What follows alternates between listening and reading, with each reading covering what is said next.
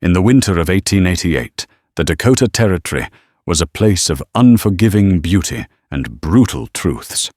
Out here, the line between survival and the grave was as thin as a shard of ice. This is the story of a woman who crossed that line. She was a schoolteacher, armed with books and a belief in human decency. When a blizzard tried to claim the life of a lost Lakota child, she fought back. She saved him, but in doing so, she ignited a firestorm of fear and prejudice in her own town.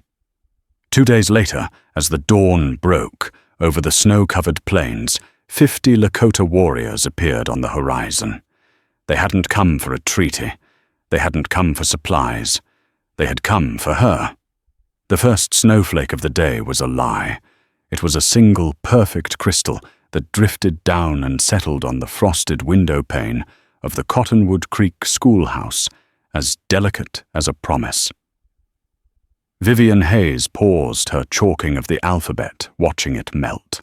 More followed a gentle flurry that seemed to dust the hard, frozen landscape in powdered sugar. The children, bundled in wool and homespun, watched with her, their eyes wide, with the simple joy of coming snow.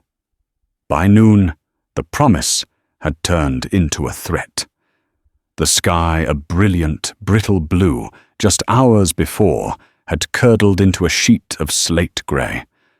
The wind, once a playful whisper, began to snarl around the corners of the small timber frame building. Vivien, a woman of Boston education, but now 5 years a veteran of the Dakota Plains, knew this song. It was the overture to a blizzard, the kind that didn't just blanket the world, but tried to erase it. "All right, everyone," she announced, her voice calm but firm, cutting through the rising howl of the wind. "Gather your things. Quickly now. Micah Thomas, make sure your sisters are wrapped up tight. The wind has teeth today." She helped the younger children with their coats and scarves, her movements efficient and practiced. Vivien Hayes was not the woman who had first arrived in Cottonwood Creek. That woman had been a grieving widow, fleeing the suffocating pity of her Boston family, seeking a purpose in the raw, untamed West. She had been naive, armed with theories on education, and a trunk full of books, utterly unprepared for the soul-crushing winters and the simmering tensions that defined life on the frontier. The Vivien of today was different. The prairie had sandblasted the softness from her edges. Her hands, though still slender, were calloused. Her gaze was direct, her spirit resilient. She had learned that survival here was a practical art, not a philosophical concept. She stood at the door as the last child, little Sarah Miller, was met by her father, a stout blacksmith whose shoulders were already caked in snow. "Get home safe, Mr. Miller. Tell Martha to bar the door. Good, I will, Miss Hayes. You do the same," he yelled over the wind, already turning his family into the growing white maelstrom. Soon they were all gone, their small figures swallowed by the storm. Vivien was alone. The schoolhouse, normally a place of bright chatter and scuffling feet, fell into an unnerving silence, punctuated only by the groaning of the roof timbers and the relentless scream of the wind. She methodically went about her storm preparations. She stuffed rags into the cracks around the window frames, checked the latch on the heavy wooden door, and fed another log into the pot-belly stove that was the building's warm, beating heart. The schoolhouse was her domain, a one-room island of civilization. It stood at the very edge of Cottonwood Creek, the last structure before the open prairie began its uninterrupted sweep toward the Black Hills. It was a lonely post, but she had come to cherish the solitude. For the next 24 hours, the world ceased to exist. The blizzard was a living entity, a monstrous white beast that threw itself against her tiny fortress. Snow piled up past the windowsills, plunging the room into a perpetual ghostly twilight. The wind shrieked, moaned, and thundered.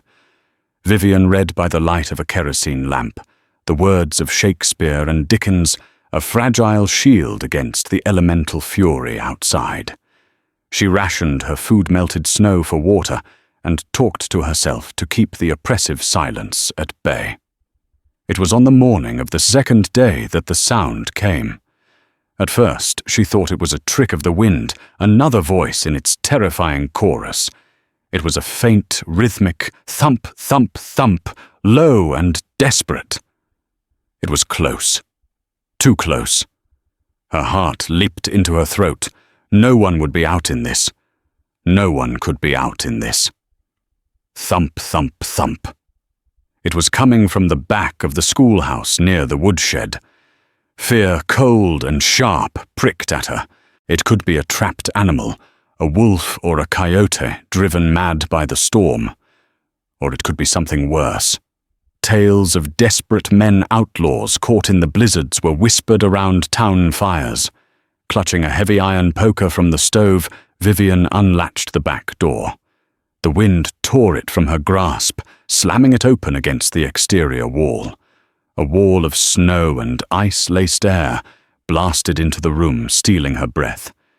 She squinted into the blinding chaos, her hand raised to shield her eyes. And then she saw it. It wasn't a man or a beast. It was a shape, small and dark against the snow, huddled against the woodpile. A child. For a moment, she froze her mind, refusing to process the impossible sight. Then the prairie survivor in her took over. She plunged into the waist-deep snow, the poker forgotten. The cold was a physical blow, a shock that jolted every nerve. She fought her way the few yards to the woodpile. The child was a boy no older than 7 or 8. He was Lakota. His clothes made of deer and rabbit hide were stiff with ice. A dusting of snow covered his black hair and the still blue-tinged face. His eyes were closed. He was so still, so frozen, she thought he was already gone. His small hand was curled into a fist, clutching the reins of a shaggy pony that stood over him, a statue of misery, its head bowed and its coat thick with ice. The rhythmic thumping had been the pony instinctively pawing at the woodpile, a desperate attempt to rouse its small master. "Oh, you poor thing," Vivien whispered her words, snatched away by the wind. With strength she didn't know she possessed, she scooped the boy into her arms. He was terrifyingly light, a fragile bundle of ice and bone. She stumbled back through the snowdrift, the wind trying to rip him from her grasp. She finally wrestled her way back inside, kicking the door shut against the storm, and collapsing to her knees on the floorboards, the boy cradled against her chest. He was barely breathing. His skin was the color of ash, and so cold it felt like stone. She knew about frostbite, about the creeping death of hypothermia. She had to act fast. She carried him to the stove, laying him gently on the braided rug before its heat. Her fingers clumsy with cold, and fear worked at the frozen leather ties of his clothing. She stripped away the icy layers of hide and fur, revealing a thin, shivering frame. His skin was marbled with angry red and deathly white patches. Using snow from a bucket, she began to rub his limbs, the way she'd read was necessary to restore circulation without causing damage. The boy let out a weak, guttural moan, the first sound he had made. It was a sound of profound pain, but it was a sound of life. Hope flared in Vivien's chest. "It's all right," she murmured more to herself than to him. "It's all right. You're safe now." She wrapped him in her own spare woolen blankets, piling them on top of him.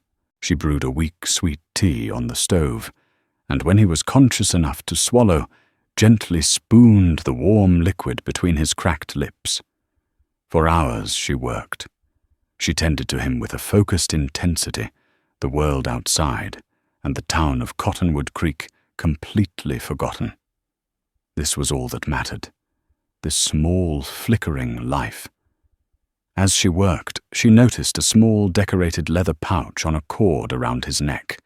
It was beaded with intricate patterns and clutched so tightly in his hand that his knuckles were white even in his semi-conscious state.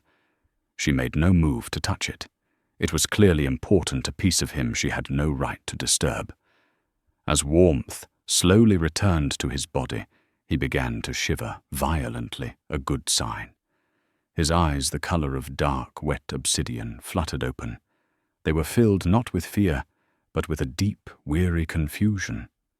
He looked at her, at the unfamiliar wooden walls, at the strange iron stove.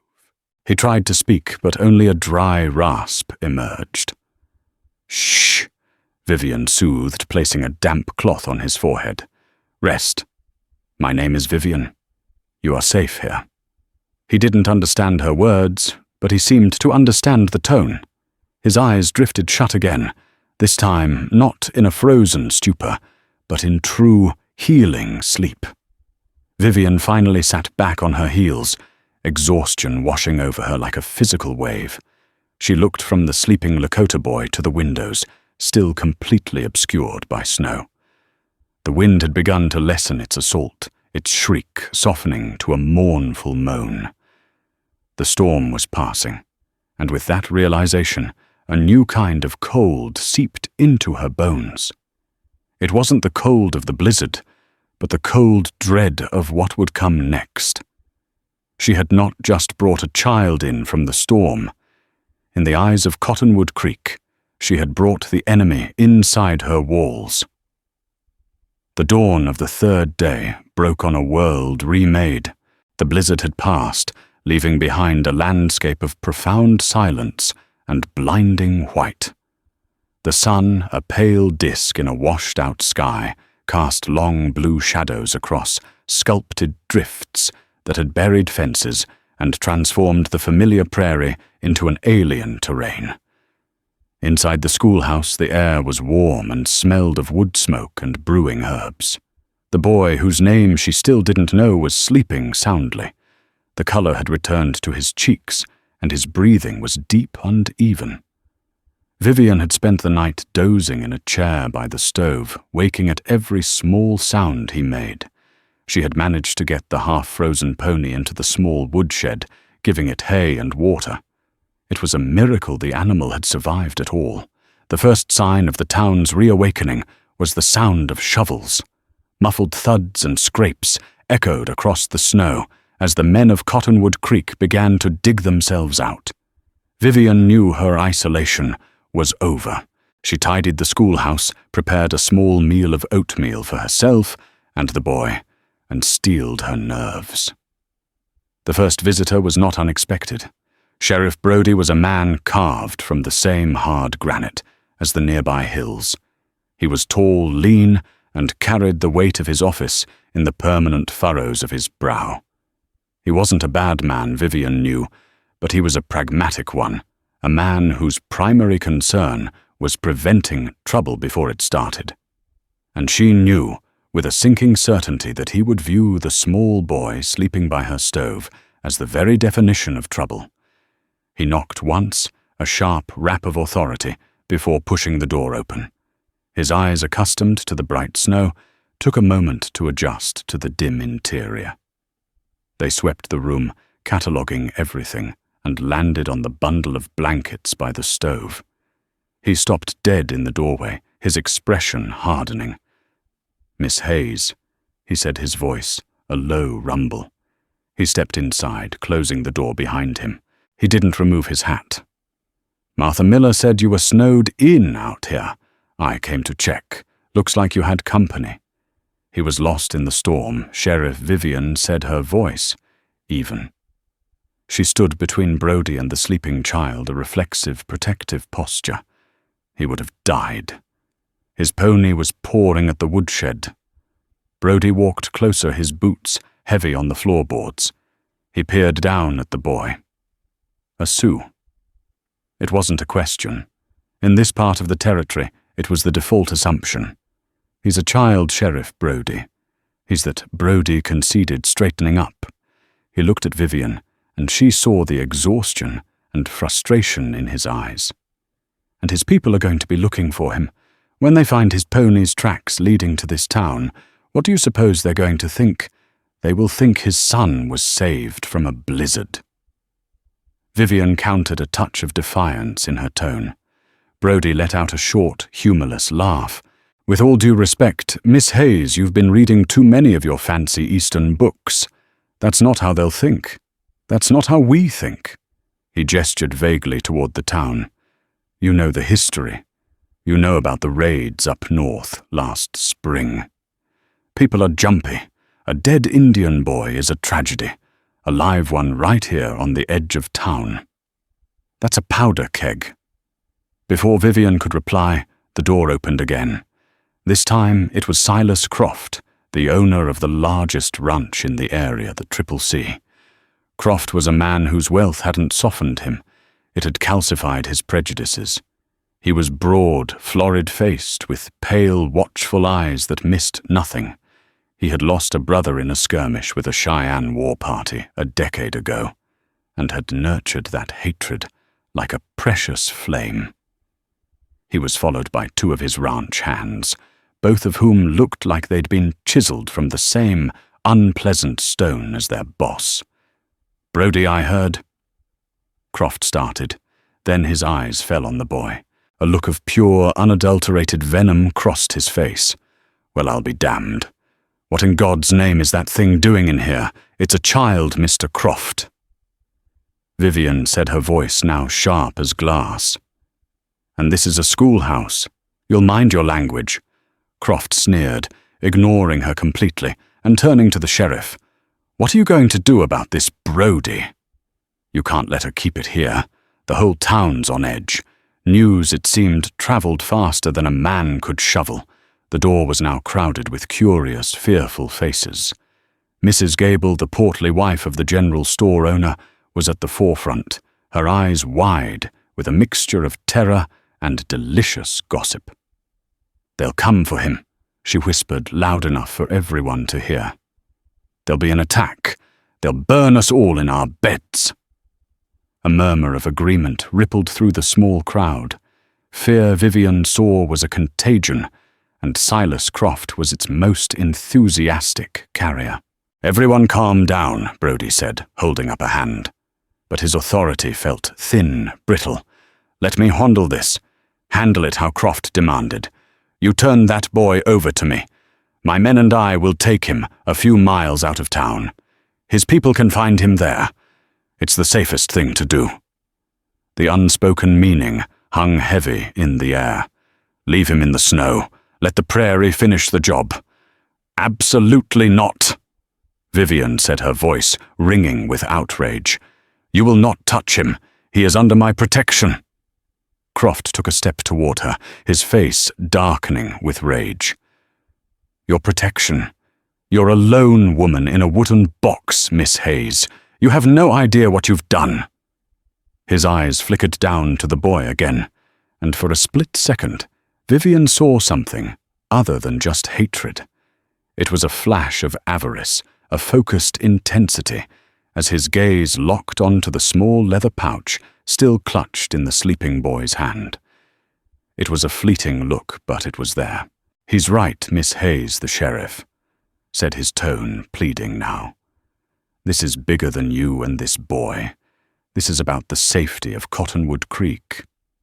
"His safety is my concern right now," Vivien retorted. "And I'll need a doctor, not a mob." The mention of a doctor brought a new figure pushing through the crowd. Dr. Elias Vance was a quiet, thoughtful man, a man of science, who often seemed out of place among the hard-bitten ranchers and settlers. He carried his black bag and an air of weary professionalism. "Let me through," he said, his voice lacking the bluster of Croft's, but carrying its own quiet authority. He entered the schoolhouse, his eyes assessing the scene with a clinical gaze. "Sheriff." "Silas." "What's all the commotion?" His eyes found the boy, and he knelt without hesitation. "Stay away from him," Doc Croft warned. "He's diseased." Dr. Vance ignored him, gently pulling back the blankets. He checked the boy's pulse, looked at his eyes, and felt his forehead. "He's suffering from severe hypothermia and frostbite. but his fever is manageable. He's a strong lad." He looked up at Vivien. "You saved his life, Miss Hayes. Another hour out there, and—" He trailed off, shaking his head. He began to tend to the boy's frostbitten fingers and toes, applying a salve from his bag. The boy stirred, awakened by the doctor's touch. He let out a small cry of fear and pain, clutching the leather pouch to his chest, as if it were his own heart. "Tokahea! Tokahea!" The boy cried, his dark eyes wide with panic. Croft laughed a harsh, ugly sound. "Listen to it, spitting its devil talk." But Dr. Vance looked up, his expression thoughtful. "That's Lakota. It doesn't sound like a war cry. It sounds like he's scared." The boy's eyes darted around the room at the ring of hostile white faces. He shrank back, trying to press himself into the floorboards. His gaze fell on Vivien, the one who had shown him warmth and kindness. He instinctively shuffled closer to her, his small hand reaching out and grabbing a fold of her skirt. That small gesture shifted everything. It was a silent, desperate plea for protection. For Vivien, it solidified her resolve into something unbreakable. For Silas Croft, it was an intolerable sight. "Look at that," he spat. "He's already got his hooks in her."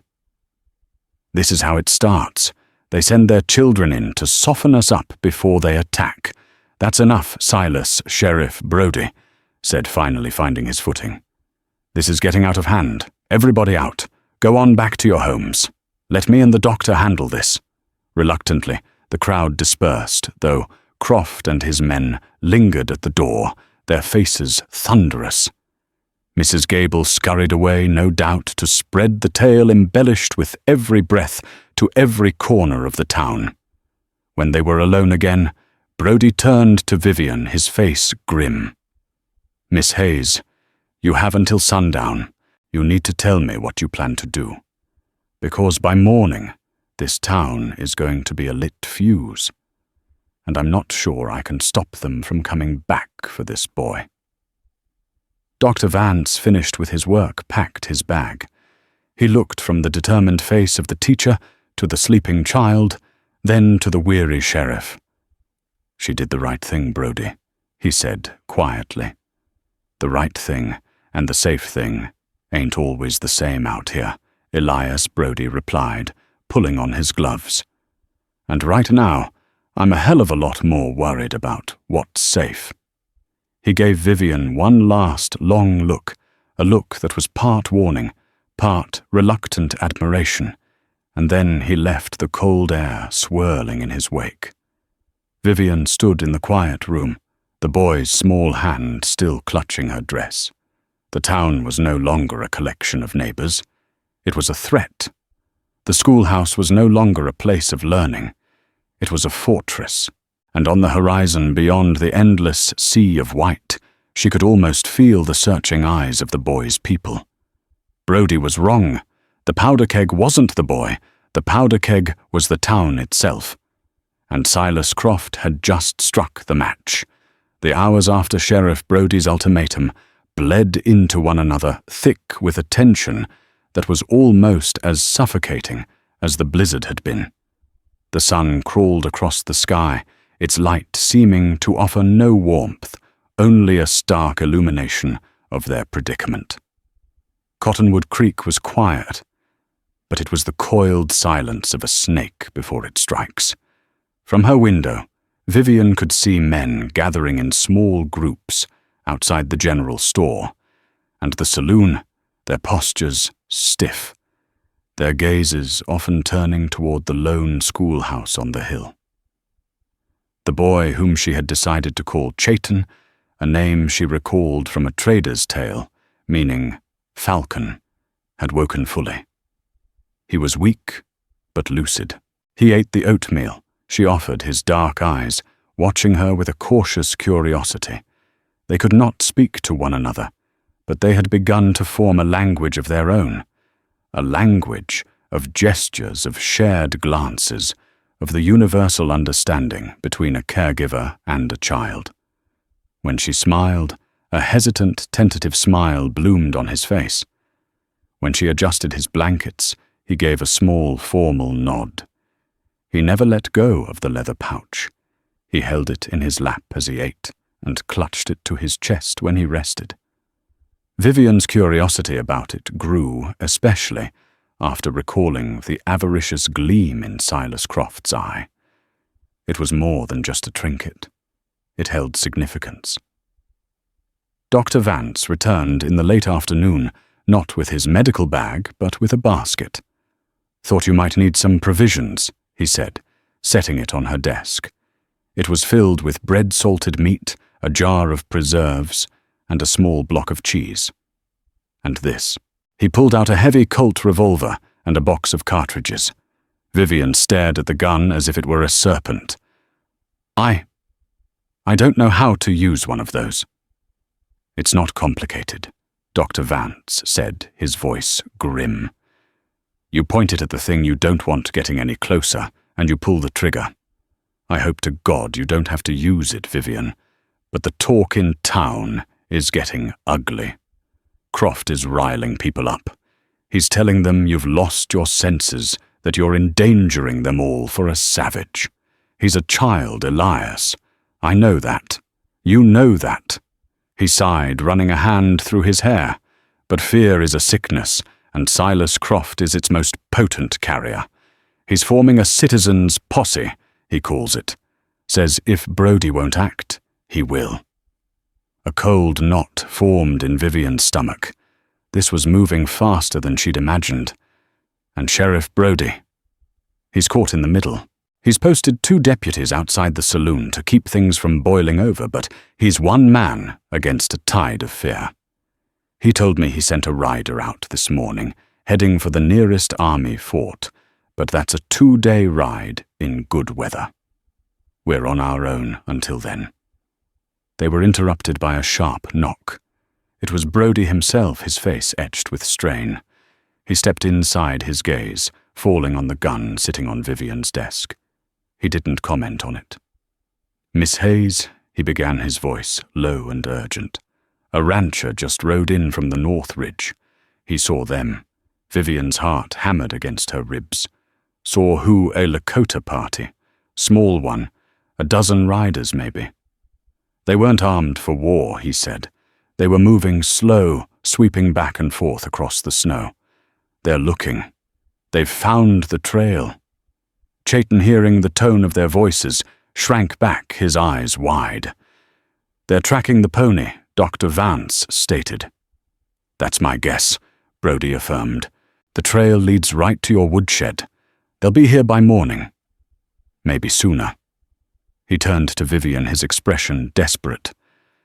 "This is your last chance, Miss Hayes. Let me take the boy. I'll ride out and meet them. I'll explain what happened. It's the only way to de-escalate this before Croft's mob and a Lakota search party meet on your doorstep."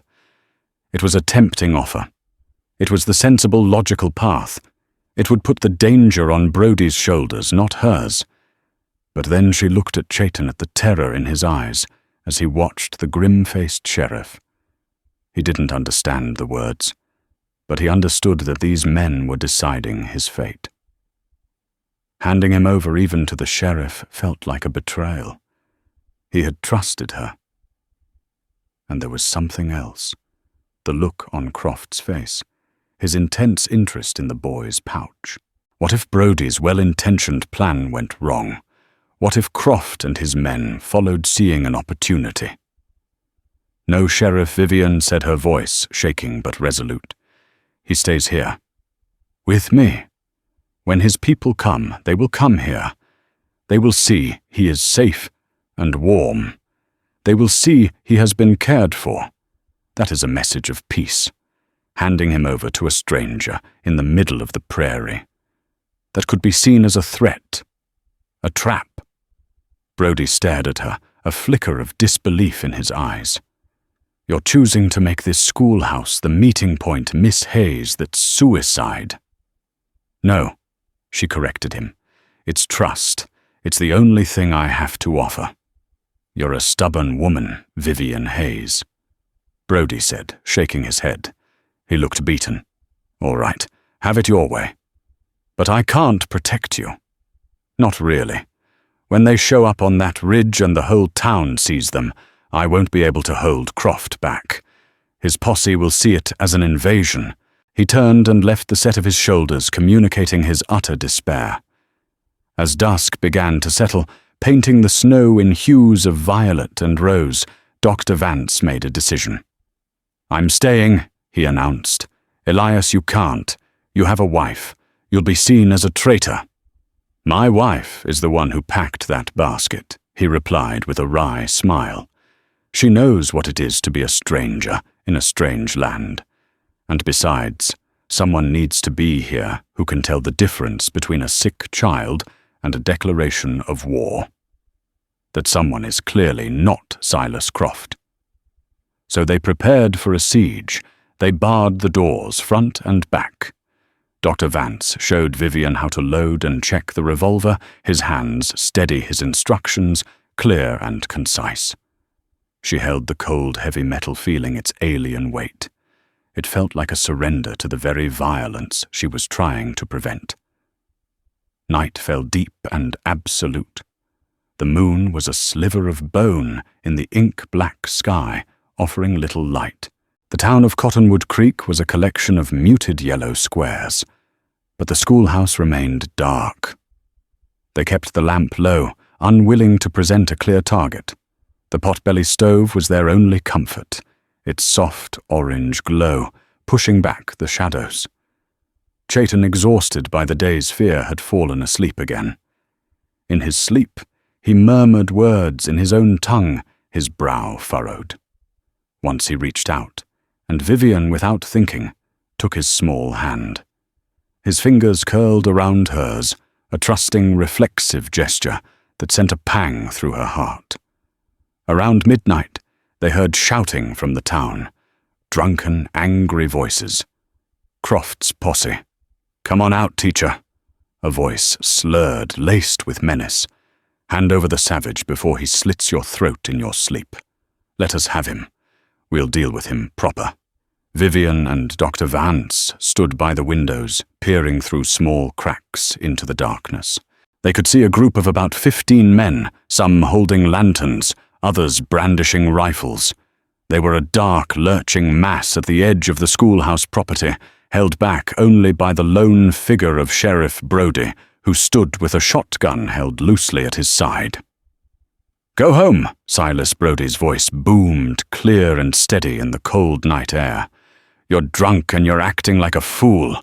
There's nothing to see here."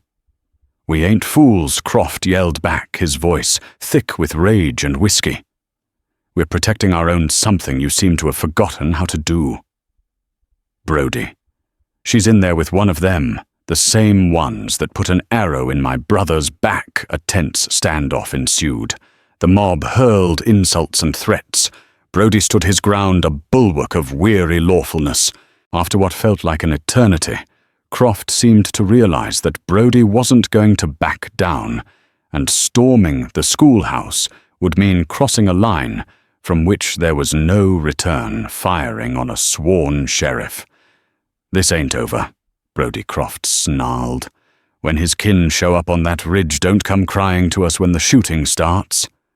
The mob retreated, their lanterns bobbing their angry mutterings, fading back toward the saloon. Vivien let out a breath she didn't realize that she'd been holding. Her hands were trembling. "He means it," Dr. Vance said, his face pale in the faint light. "The moment they see the Lakota, all hell is going to break loose." Vivien looked over at the sleeping boy, so small, so innocent, of the storm of hatred he had inadvertently caused. She had saved him from the blizzard of snow and ice. Now she had to somehow save them all from the blizzard of fear and hate. She settled into the chair for another long vigil, the cold weight of the revolver on the desk beside her, a constant, terrifying reminder of how badly this could all go wrong. The fortress of books and chalk dust felt terribly fragile, and the dawn was coming. Dawn arrived, not with a gentle blush, but as a slow, merciless unveiling. The grey light crept over the eastern plains, leaching the colour from the night and revealing the world in stark monochrome. The snow was a vast, unbroken canvas of white, the sky a lid of brushed steel. A profound hush lay over everything, the kind of silence that feels heavy, expectant. Inside the schoolhouse, the 3 occupants were awake. Vivien had given Chaitan the last of the bread and jam. He ate it solemnly, his eyes occasionally flicking toward the windows, as if he too could sense the approaching climax. Dr. Vance stood by the front window, a grim sentinel, nursing a cup of lukewarm coffee. Vivien felt a strange calm settle over her. The time for fear and indecision was over. The consequences of her actions were no longer a future possibility. They were riding toward her on the morning light. It was Dr. Vance who saw them first. "Vivien," he said, his voice quiet, devoid of panic, but heavy with significance. "You should see this." She moved to his side, her heart a slow, heavy drum in her chest. She peered out the window, following his gaze to the long, low ridge that marked the northern horizon. At first there was nothing, just the sharp line of the ridge against the pale sky. Then a single dark shape appeared, then another and another. They emerged from a dip in the prairie like ghosts rising from the earth. Not a dozen riders, as the rancher had reported. The search party had grown. They crested the ridge and paused, their figures silhouetted against the morning sky. They were a breathtaking, terrifying sight. They were not a disorganized rabble. They sat on their ponies in a long, silent line, a living frieze of purpose and power. Vivien counted. 10, 20, 30. Her count faltered, her breath catching in her throat. There had to be 50 of them. 50 riders, their breath pluming in the frigid air, their lances tipped with dark feathers that ruffled in the slight breeze. They were too far away to see their faces, but their collective stillness was more intimidating than any war cry. The alarm in Cottonwood Creek was instantaneous. A single shout from a man leaving the blacksmith shop, then another. Doors flew open. People spilled into the single dusty street, their faces a mixture of stark terror and grim validation. This was what they had feared. This was the nightmare Croft had promised them. "They're here!" Mrs. Gable shrieked from the porch of the general store. "Lord save us, it's a war party." Suddenly the town was a kicked anthill. Men ran for their rifles. Women herded crying children indoors. And at the center of the storm was Silas Croft. He emerged from the saloon, a rifle in his hand, his face flushed with a triumphant, terrible zeal. To arms he roared, his voice carrying in the still air. "The posse is called. Brody can't stop us now. We end this today."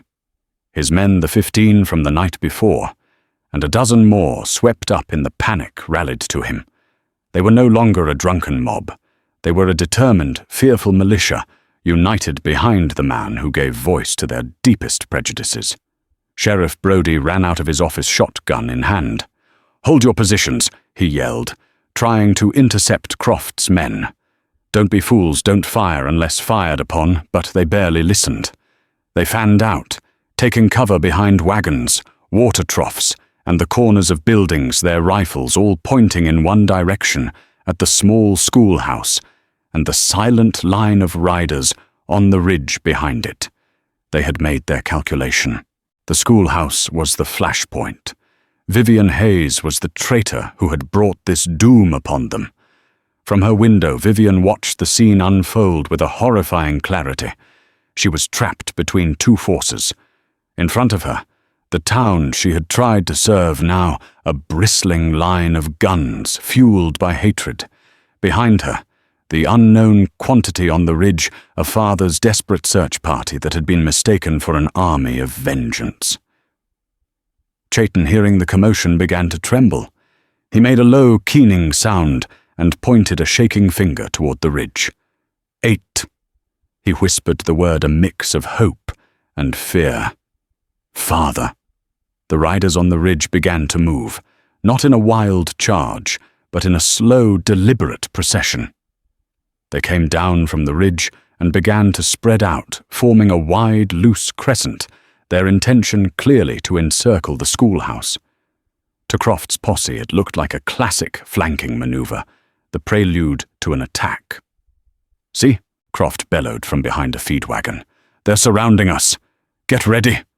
Hold your fire, damn you!" Brody roared, his voice raw with desperation.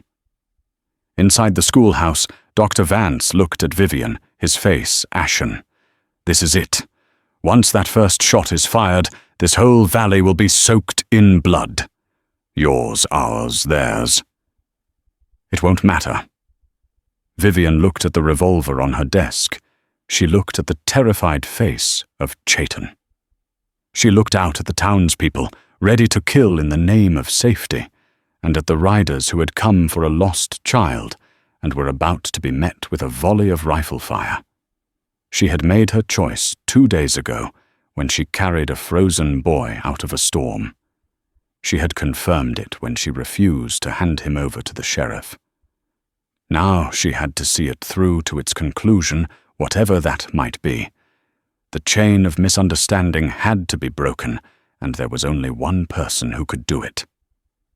"Stay here with the boy," she said to Dr. Vance, her voice steady. "Bar the door behind me. Don't open it for anyone but me." "Vivien, what are you going to do?" he asked, his eyes wide with alarm. "I'm going to stop this," she said. She unwrapped the heavy woolen shawl from her shoulders and pulled it tight. She took one last look at Chayton, offering him a small, reassuring smile that she did not feel. Then she walked to the door. She did not take the gun. She placed her hand on the latch, took a deep breath, and stepped out into the brilliant, terrible light. The moment Vivien Hayes stepped out of the schoolhouse, a collective gasp seemed to ripple across the snow-covered ground. To the townsfolk, it was an act of madness. To Silas Croft, it was the ultimate betrayal. To Sheriff Brody, it was a gesture of either supreme foolishness or impossible courage. She stood on the small wooden porch, a lone, dark figure in a world of white. The cold air was sharp in her lungs. She did not look at the town. She did not look at the armed men hiding behind their makeshift barricades. She kept her eyes fixed on the approaching riders. They were closer now, close enough for her to see the details of their winter clothes, the steam jetting from their ponies' nostrils, the stoic, unreadable expressions on their faces. They slowed their advance as they saw her, their line, coming to a halt, perhaps 200 yards away. They were waiting, watching. One rider at the very center of the line nudged his pony forward. He was clearly the leader. He was a man of immense presence, his face a mask of hardened grief and authority, his shoulders draped in a heavy buffalo robe. He carried no rifle, only a single eagle-feathered lance held upright as a sign of his station. This Vivien knew must be the boy's father. "Miss Hayes, get back inside," Sheriff Brody's voice cracked across the tense silence. "For God's sake, woman, what are you doing? She's surrendering to them," Croft bellowed, his voice dripping with disgust. "The traitor is showing her true colors." Vivien ignored them all. She took a step down from the porch, then another, her boots sinking into the deep snow. She began to walk slowly and deliberately away from the schoolhouse into the open space between the two armed camps. Every step was an agony of will. The rifles of the town were aimed at her back, and the cold eyes of the Lakota warriors were fixed on her front.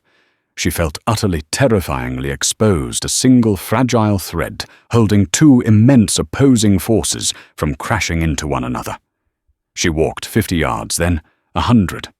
The schoolhouse was behind her, the town a distant murmur. She was alone in the vast, silent arena. She stopped. She could feel the gaze of the leader on her, intense and questioning. She knew they wouldn't understand her words, but the language of a mother of a protector was universal. She held up her empty hands, palms forward, a gesture of peace, known to all cultures on this harsh frontier. Then she turned her head slowly and looked back at the schoolhouse. She pointed toward it. Then she brought her hand to her heart. She made a rocking motion with her arms, the timeless gesture of cradling a child. She then pointed from her heart to the leader, a clear, simple message. "Your child is safe. I have cared for him." The leader watched her, his expression unchanging. For a long, heart-stopping moment, nothing happened. The silence stretched thin and brittle. Then from behind her came the sound she had been dreading. "It's a trick," Silas Croft roared, his patience and paranoia finally boiling over. "She's signaling them open fire." A single rifle shot cracked through the stillness. It wasn't aimed at the Lakota. It was a warning shot, fired into the air. But it shattered the fragile truce. The Lakota warriors instantly lowered their lances, their bodies tensing for a charge.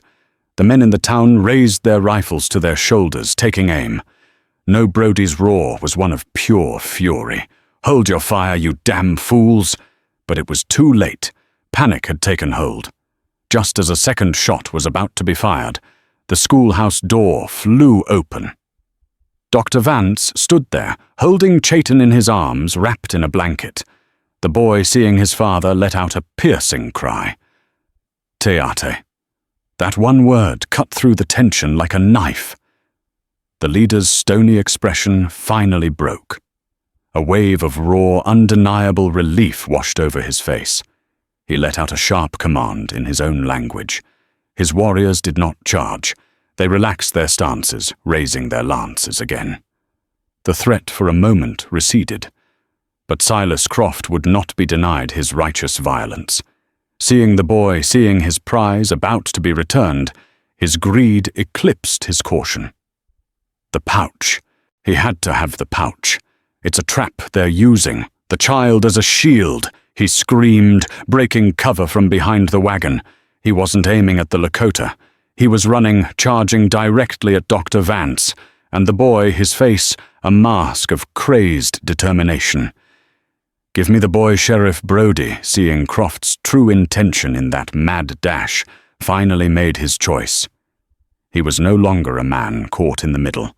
He was a lawman witnessing a crime. "Croft, stop," he commanded. Croft ignored him, closing the distance to the schoolhouse. But he never made it. Vivien, seeing his charge, had reacted instantly. She ran back her feet, churning through the snow, intercepting him just as he reached the porch. She threw herself at him, grabbing his rifle, trying to wrench it away.